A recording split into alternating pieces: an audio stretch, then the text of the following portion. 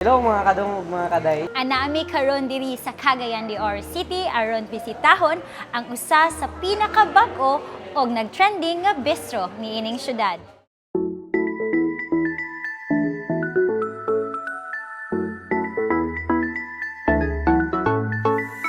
I've been waiting all my life for something. I've been down the darkest roads and up in the clouds, but I've always felt that something's missing. That was until I found you right there in the crowd. Hi ma'am, hi sir. So kana first time ninyo diri bistro, aning bistro? Yes, ma'am. So nganong naka-decide nga mo anhi dir na ani?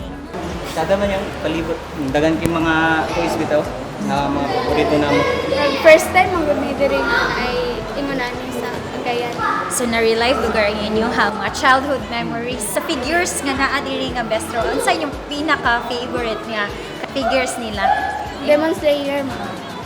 Sige, tanaw gyud kay ang anime ana ma'am no. And I know we got something good.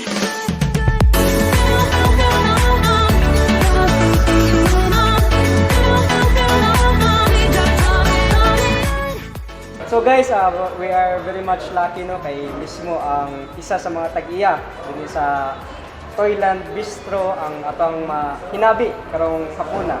Kani si Sir Francis. So nakita gid nato ang features sa inyong bistro sir no, very unique. So ano naka-come up mo ani nga idea? Ang first manggod ani, dili man gyud ta ni mag-cafe. Wala man kita sa mong planong taang cafe. Kanang taud-taud na magud nag-collect si Papa. Pero di ka makaingon gid siya nga collect bitaw, like nalagid siya mga natago nga dulaan or more than 5 to 6 years na guro. Unya nagrabihan siya atong pandemic. Pero before sa pandemic, nagginahinay gyapon siya collect idol man kay niya si Iron Man. Si Tony Stark. Iron Man. Oo. Buti ka na, nabiyan na siya amo ang conference nga naagi Iron Man. Kumamagid na yung first, pero nag-die down na to, murag, wala rin kito siya nag-collect dayon so good. Until, atog yung pandemic, ani grabe. Like, nag-ambak na may anime, nag-ambak na ko sa akong Gundam. Wala na, nag-collect na may sugod, ga-build na ko, niya. Na-addict mi ni Papa ako collection.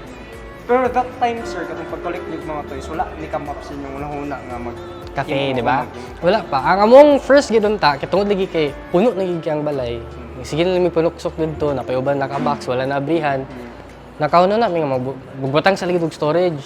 Unya ang storage nahimong murag showroom. Showroom ra gidon ta to, munon ta siya ang plan until mula na, di ba, atong pandemic pandemic till now, di ba, grabe ang boom sa cafe, dagan kay cafe, bisag asa, di ba? So, muton na kuno namin nga, why not? I-incorporate na mo ang toys o ang kuhan, Cafe. cafe. To something good. You know, and I know we got something good. Something good. So guys, isa sa mong nagana ni Inday Cloud din no, ang kahinlo sa ilang CR no, bisan og unsa kadaghan ng ilang customer but still maintain ang iyang kahinlo. So guys, namis gyapon ko no kay bisan sa sulod silang CR na gyapon sila collection nga gipambutang. Sa mga viewers nilang Dongogday, I'm inviting you to Toyland Bistro. We're located at Cagayan de Oro, COC Maxoniel Street. Come visit Toyland Bistro, where you relive your childhood. Like a song. There you have it guys. So inyong nakita kung unsa ka tsada diri sa Toyland Bistro nga inyong makita diri sa Maxoniel Street, Carmen, Cagayan de Oro City. Ug ato pong nahinabi ang isa sa tagianing maanindot og unique nga Toyland Bistro. So guys, kung gusto niyo mabalik ang inyong feeling pagkabata no, especially katong mga batang 90s, so feel free ka mo nga moanhi diri sa Toyland Bistro. For our next vlog episode, please suggest kung unsa ang amo ang isunod nga vlog. Please comment on the comment section. Thank you and see you on the next vlog.